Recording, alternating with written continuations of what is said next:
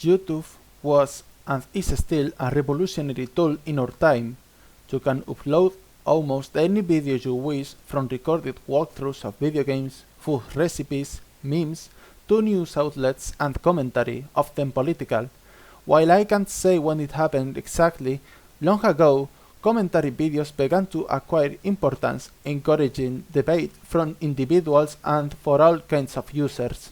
Anyone with a microphone or webcam with an internet connection can comment in any event that happened at any time in our history. Anyone can share their thoughts online, and rarely you can find potential commentaries that are able to explain culture, information, politics, economics, ideologies, eloquently and articulated in a matter of minutes, even with predictions that much later happened.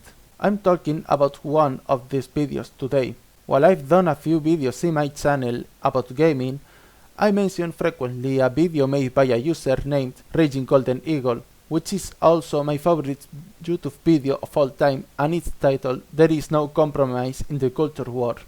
The video in summary explains the topics of the culture war, the free market and censorship in this political climate centered in products of entertainment. While it was released in October of 2018, I was asking myself how could I do a better job than him, but instead of trying to make it better than the explanation he did in the video, I thought in contributing by being more elaborated and setting more well-known or mainstream examples and detailed explanations for people who are not familiar in the deep problems with censorship in gaming.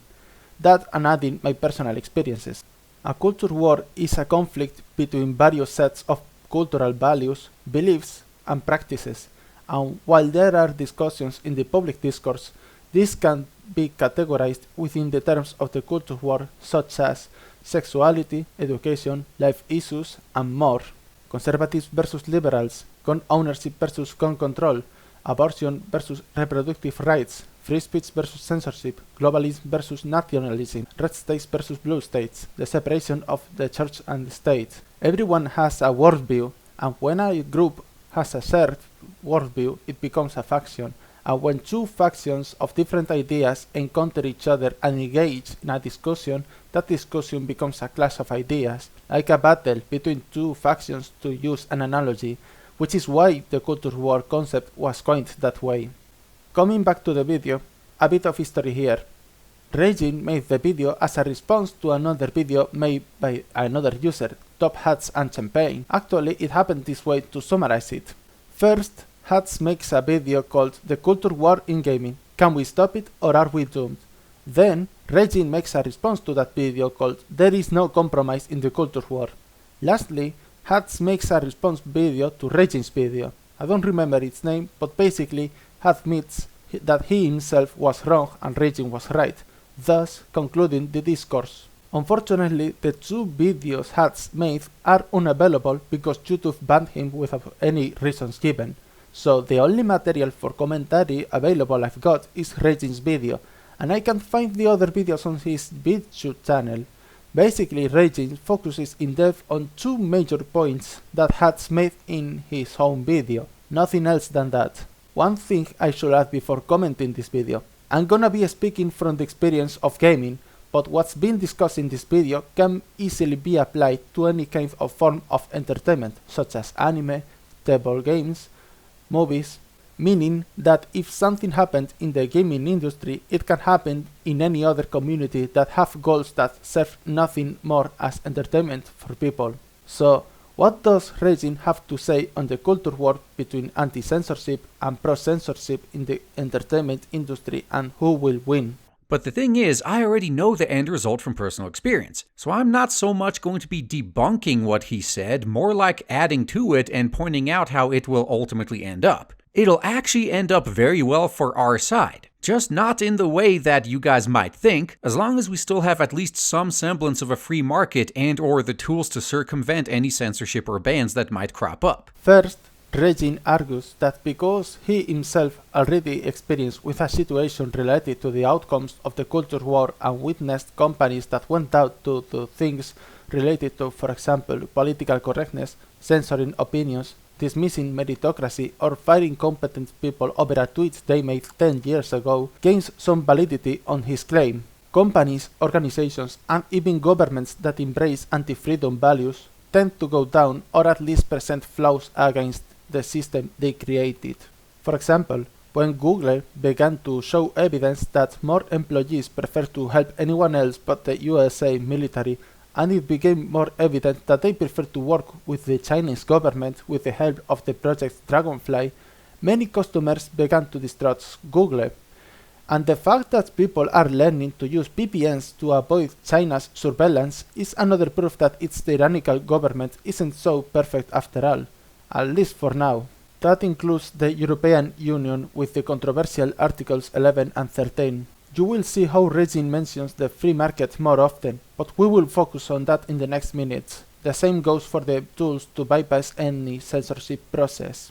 You can pretty much summarize his video into two major points which I'll be discussing. The first of these major points that he makes is identical to one I made a few years back, and that being the fact that there actually is one and only one compromise we can make with the SJWs, and that is adding more options to everything. He brought up the case of Crusader Kings and how it has copious amounts of options to let you play the game as historically accurate or current year as you'd like. And given the fact that I've actually made this point myself on a few occasions, it's obvious I fully agree with him. This is the one and only compromise I would be willing to accept. Hell, not just willing to accept, I always push for more options. The more options, the better.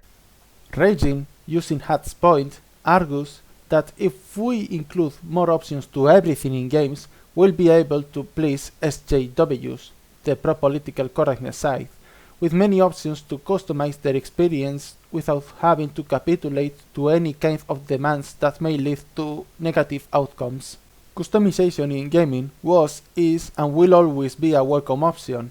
If we give more options to every player, the game will most likely gain more popularity, even gaining more potential customers willing to support the game more by sharing it with their friends, talk about it in social media, buying the DLCs, to name a few methods. Giving the choice for more options to the players makes them feel more accepted, and therefore they'll start to speak in good terms about the game. Keeping this in mind, I must ask you, the listener, one question. Do you think that games with character customization, such as Skyrim, Fallout 4, Sword Art Online Fatal Bullet, the Saints Row games, or even the online RPGs like World of Warcraft or EVE Online, would be as popular as they are now if the choice of playing as a female character was dismissed? However, there is an existing and constant problem that Regine then presents that resides in the SJW community, in the pro-censorship side. But the problem is the other side is not willing to make this compromise. Unlike us, they don't hold the live and let live philosophy. They are incapable of the simple thought of if you don't like it, don't buy it. They are actively trying to force their regressive religion onto all of the rest of us for our own good, whether we want to or not. I've pointed out how some companies have done this right in the past, like Degica with the card game Eternal Destiny, where they first censored the game and then after complaints went on to include a toggle to turn the censorship off. Then there's obviously the case with Crusader Kings that Top Hats and Champagne covered, and hell, to make it more relatable to my own audience, look at all the options available in Artificial Academy 2. Not only can you create every single character you populate the game world with yourself, but you can override and or modify all sorts of behaviors with pages of options. And even if you don't use 99% of the options available to you and only download other people's creations, the fact that the options are there doesn't hurt you whatsoever, while at the same time adding value to somebody else. If you think about it, it's the ultimate win-win scenario. With enough options, everyone can create the exact experience that's best for them. Once again, more options available means more types of experiences. Like I said before, customization is key to make a game more well received by the players and the community. Regine also mentions the other side not willing to compromise. Eternal Destiny is a card game with anime characters filled with fan service, usually with female characters with light clothing that will attract the male audience. At first, they released the censored version only, and the people who didn't like it were very vocal about it. So what did the developers do? They updated the game by adding an option that would satisfy both sides, a censorship toggle. If you are not comfortable watching naughty girls, you can enter the options menu and enable it. Otherwise, if you feel better watching naughty girls in your computer, you can disable it. You can enjoy this game in any way, and in the end of the day, everybody wins. The same goes with Crusader Kings 2. Before playing, the game presents you dozens of options. One of these options is gender equality. You can either set it by let's treat women historically or let's treat women in the same way as men in the modern times. That includes women in Muslim religions. For example, in the game by default, women can't be rulers if they are Muslim. Only men inherit, but if you change the option, women can be rulers in these religions. And on the subject of even if you don't use 99% of these options, Regin is absolutely right. I can think of examples with high customization thanks to the offering of the countless options available. Even more examples if you want to count games with mod support like Team Fortress 2 and the countless amounts of mods out there for you to enjoy. If you humor me, I'd like to use a popular game as an example to explain this, The Sims 3. In The Sims 3, when creating a character, you have to set their personality by selecting a few from 100 of traits. When I was playing that game, I created many characters with various different traits, but there are some traits that I never use because I think there are better traits and because I wouldn't be more comfortable with characters having these traits, such as vegetarian, eco-friendly, technophobe or easily impressed. I personally don't like these traits, but I don't go on the internet like, hey, remove these traits because I don't like them, because I think that even if I don't use these traits, they add much more value to somebody else who does use these traits. If you have an option, regardless of the popularity, somebody will use it sooner or later. Keeping this in mind, that system of customization could have solved Battlefield 5 controversy right away. If I was in their position, I would go to the developers and say something along the lines of, okay, we should have an option that replaces the skin of women of the front lines to men for those who want a more historical experience. Therefore, everyone will enjoy the game in any way they want. It's a win-win scenario. It could mean extra work, yes, but there are companies who went through the extra work to censor a game just to end up being worse and unpopular.